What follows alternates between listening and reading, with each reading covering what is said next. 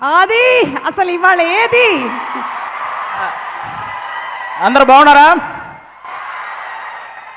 Thank you so much. ఈరోజు ఈ సినిమాలో నేను కూడా ఒక చిన్న భాగం అయినందుకు ముఖ్యంగా ఫస్ట్ నేను వెంకీ అట్లూరి అన్నకు థ్యాంక్ యూ చెప్పుకోవాలి సీరియస్గా. ఎందుకంటే ఆయన ట్రావెలింగ్లో ఫస్ట్ సినిమా నుంచి నేను ఉన్నాను.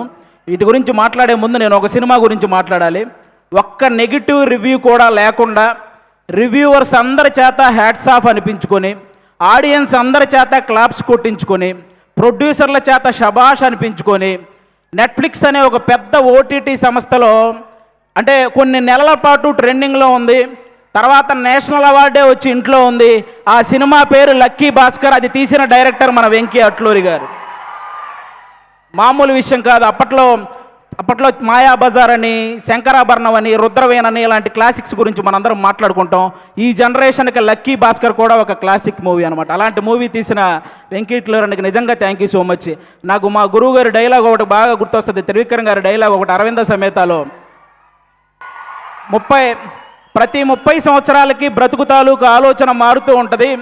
సినిమా వాళ్ళు దాన్ని ట్రెండింగ్ అంటారు, అలాగే వ్యాపారస్తులు ఫ్యాషన్ అంటారు, రాజకీయ నాయకులు తరం అంటారు, నార్మల్ జనాలు జనరేషన్ అంటారు. ప్రతి జనరేషన్లో ఒక గొప్ప థాట్ను ముందుకు తీసుకెళ్లే వాళ్ళని టార్చ్ బేరర్ అంటారు. ఈ జనరేషన్లో వెంకీ అట్లూరి అన్న కూడా నిజంగా టార్చ్ బేరర్ లాంటి వాళ్ళు. ఎందుకంటే చాలా గొప్ప థాట్స్. అంటే చదువు చెప్పిన గురువును గౌరవించుకోవాలి, అలాగే ఎంత బాగా చదివితే అంత రెస్పెక్ట్ మనకు వస్తుందనే ఒక గొప్ప థాట్ని ఈ జనరేషన్కి సార్ సినిమా ద్వారా ముందుకు తీసుకెళ్ళాడు.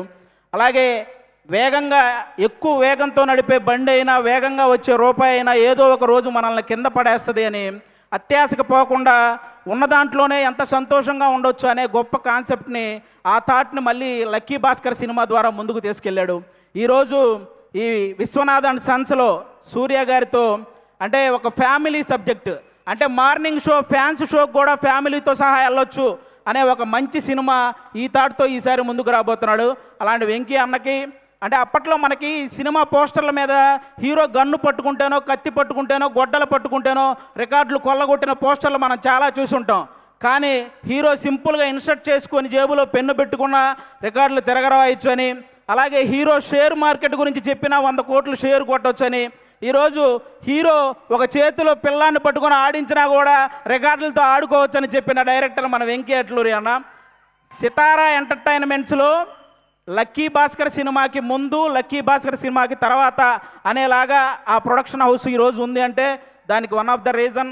అలాగే తొలి ప్రేమ సినిమా హిట్ అయినప్పుడు దాని తర్వాత మిస్టర్ మజ్ను కానీ, లేకపోతే రంగ్ దే కానీ ఇలాంటి సినిమాలు వస్తున్నప్పుడు వెంకీ అట్లూరి అనే డైరెక్టర్కి ప్రేమ, పెళ్ళి సబ్జెక్టులు తప్ప ఏమీ తెలియదు అని అన్న వాళ్ళకి అప్పుడు తీసాడు అసలైన ఆయుధాలు బయటికి. ఇక అప్పటి నుంచి అంటే ఒక స్థాయిలో ఆయన కొంచెం డిసప్పాయింట్మెంట్గా ఉన్నప్పుడు మన నాగవంశీ అన్న ఆయనతో నిలబడ్డాడు. ఈరోజు ప్రతి సినిమా విషయంలో నాగవంశీ అన్నని ఇంకో స్థాయిలో నిలబెడుతున్నాడు. అలాంటి సినిమాలు తీస్తున్నాడు. నాకు ఇంటి దగ్గర 2 అన్నయ్యలు ఉన్నారు, కానీ టీవీ పరంగా అభి అనే ఒక అన్నని, సినిమా పరంగా వెంకీ అట్లూరి అని అన్నని ఇచ్చినందుకు దేవుడికి థ్యాంక్స్ చెప్పుకుంటాను. నిజంగా థ్యాంక్ యూ సో మచ్ అన్న, థ్యాంక్ యూ. ఇంకా ఈ సినిమాలో పెద్ద ఆర్టిస్టులు చాలామంది చేశారు. లెజెండరీ యాక్ట్రెస్ రాధిక గారు ఉన్నారు ఈ సినిమాలో. నాకు ఇప్పటికీ నవ్వింది మల్లె చెండు సాంగ్లో ఆవిడ స్మైల్ కానీ, ఆ డ్యాన్స్ కానీ ఎప్పటికీ మర్చిపోలేని, ఇప్పటికీ అదే హైపర్ యాక్టివ్తో ఉంటారు ఆవిడ. కాబట్టి ఆవిడకి థ్యాంక్ యూ సో మచ్ అండి. అలాగే ఒకప్పుడు 2 వ్యక్తులు ఇళ్ళ దగ్గర కార్లు అదే పనిగా ఆగుండేవి. అది ఒకటి రామారావు గారి ఇంటి దగ్గర, అలాగే ఒక జనరేషన్లో కోదండరామిరెడ్డి గారి ఇంటి దగ్గర కార్లు అలాగే ఆగేవి. ఎందుకంటే ఆయనేమో చూడడం కోసం, ఈయన డేట్ల కోసం. అంత సక్సెస్ఫుల్ డైరెక్టర్ కోదండరామిరెడ్డి గారి పెద్ద అబ్బాయి కూడా ఇక్కడ ఉన్నారు, సునీల్ గారు. ఈ సినిమాలో వన్ ఆఫ్ ద రోల్ చేశారు. ఆయన కూడా చాలా సపోర్ట్ చేశారు ఈ సినిమాలో. ఆయనతో పాటు నేను యాక్ట్ చేస్తున్నప్పుడు ఆయనకు కూడా థ్యాంక్ యూ సో మచ్. ఇక మమితా బిజ్జు గారి గురించి చెప్పక్కర్లేదు. తమిళనాడు సీఎం గారితో యాక్ట్ చేశారు, ఆవిడతో కలిసి నేను యాక్ట్ చేశాను. ఇంకా అంతకుమించి ఇంకా మనందరం ఈరోజు ఇంతమంది ఇక్కడికి వచ్చారంటే దానికి మెయిన్ రీజన్ సూర్య గారు. సార్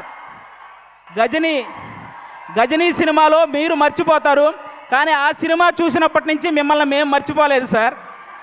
అంటే తెలుగు సినిమా అభిమానులు తనకిష్టమైన ఒక తెలుగు హీరోని చూసినప్పుడు ఒక చిన్న ఎమోషన్కి గురవ్వటం అది కామన్. కానీ చాలామంది తెలుగు సినిమా అభిమానులు సూర్య గారిని చూసినప్పుడు కూడా అంతే ఎమోషన్కి గురవుతారు. ఎందుకంటే తెలుగు సినిమా మీద ఆయన వేసిన ఇంపాక్ట్ అలాంటిదన్నమాట. సార్, నా ఆల్ టైమ్ ఫేవరెట్ మూవీ మీది జై భీమ్ సార్. జై భీమ్ సినిమాలో మీరు పేపర్ చదువుతూ కాలు మీద కాలేసుకొని కూర్చొని పేపర్ చదువుతుంటే పక్కన ఒక చిన్న పాప కూడా ఆ పేపర్ తీసుకుంటే మీరు జస్ట్ అలా హెడ్ నాడ్ చేసి ఆ పాపను కూడా కాలు మీద కాలేసుకొని కూర్చోమంటారు. అది ఒక డైరెక్టర్ సీన్ రాసినట్టు ఉండదు సార్. మీ వ్యక్తిత్వమే స్క్రీన్ మీద కనపడుతున్నట్టు ఉంటుంది. అది ఆ విషయంలో అందుకే అలాంటి వ్యక్తి కాబట్టి ఈరోజు ఎంతోమంది పేద విద్యార్థుల్ని ఇంజనీర్లుగా డాక్టర్లుగా తీర్చిదిద్దారు మన సూర్య గారు.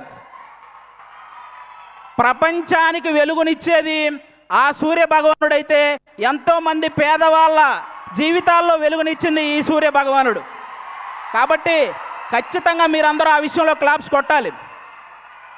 ఎందుకంటే తమిళనాడులో మన సూర్య గారు ఒక ట్రస్ట్ పెట్టారు. దానికి చిరంజీవి గారే ఇన్స్పిరేషన్ అని ఆయన చెప్పారు. కానీ పిల్లల ఎడ్యుకేషన్ విషయంలో చిరంజీవి గారికి కూడా సూర్య గారే ఇన్స్పిరేషన్ అని స్వయంగా ఆయనే చెప్పారు. కాబట్టి అది నిజంగా చాలా చాలా చాలా గొప్ప విషయం. ఒక కుటుంబాన్ని బాగా చూసుకోవడంలో కానీ, భార్యని ప్రేమించడంలో కానీ, వ్యక్తిత్వంలో కానీ, టాలెంట్ ఉండి చదువుకోవడానికి శక్తి లేని వాళ్ళకి సహాయం చేయడంలో కానీ, బాడీని సరిగ్గా మెయింటైన్ చేయడంలో కానీ, బాక్స్ ఆఫీస్ దగ్గర సరైన లెక్కలు సరిచేయడంలో కానీ ఆయన్ని బీట్ చేసే వాళ్ళు ఎవరైనా ఉంటే వాళ్ళకి లైఫ్ టైం సెటిల్మెంట్ రా. Thank you so much. ఈ సినిమా సూపర్ సక్సెస్ చేయాలని నేను మనస్ఫూర్తిగా కోరుకుంటున్నాను. మా వెంకీ అట్లూరి అన్నకి ఈ సక్సెస్లు ఇలాగే వస్తూ ఉండాలని, అలాగే సితారా ఎంటర్టైన్మెంట్స్లో నేను కూడా ఎక్కువ సినిమాలు చేశాను. అది నాకు కూడా ఒక హోమ్ ప్రొడక్షన్ లాగా. ఆ ప్రొడక్షన్లో కూడా సక్సెస్లు ఇలాగే మొన్న లెనిన్తో ఎలాగైతే సక్సెస్ వచ్చిందో ఈ సినిమా కూడా అంతే బ్లాక్ బాస్టర్ అవ్వాలని మనస్ఫూర్తిగా కోరుకుంటున్నాను.